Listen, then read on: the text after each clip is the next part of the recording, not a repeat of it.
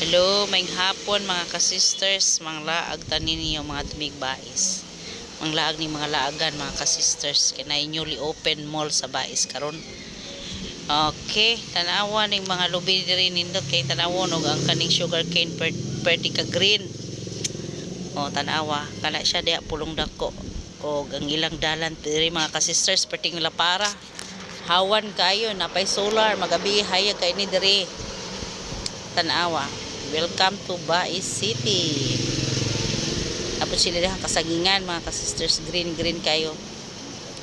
Nindot kayong tanawon. Excuse me. Na, kami sa kong anak kauban dahil naapod akong igagaw silang si Kuan Roslyn. Manilang dalan diri lapad. Walay kuan traffic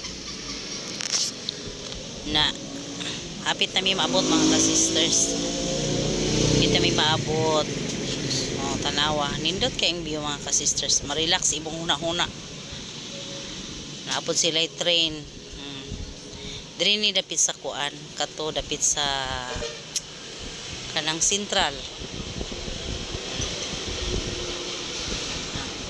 marelax imong mind aning mga kuan view. Kanila subdivision na mga ka-sisters doon sa Bais. Naanami diri sa Metro Mall Bais City, Metro Bais. So mano ni perting trafika, daghan kay sakyanan lugos ta kasulod.